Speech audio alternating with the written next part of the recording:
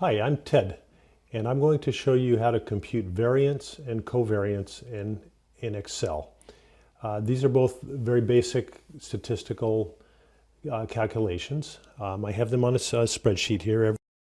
The population variance is almost an identical calculation. It's always somewhat lower than the sample variance, and its formula is almost the same. As you can see, the sample variance is var.s, and then the population variance is var.p. The population variance assumes that the sample is representative of the population. And let me just show you what the difference in the formulas are. Okay, so you can go in Excel, at least in this version of Excel, and you can highlight the formula, go in as if you're editing the formula, and you can actually click on whatever is highlighted. It's a blue underlined hyperlink, and it will pop up the Excel help over here that tells you about the particular function. It's very useful to use.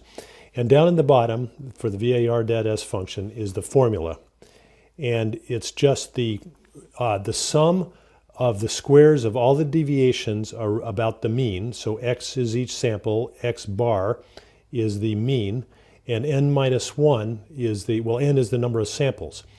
The variance, the sample variance, uses n minus 1, and the population variance uses n in the denominator. So that's the only difference between the two as far as how they're calculated. So that's it for the variance. Well, just one more thing on the variance. The standard deviation is nothing more than the square root of the variance. So let's just confirm that.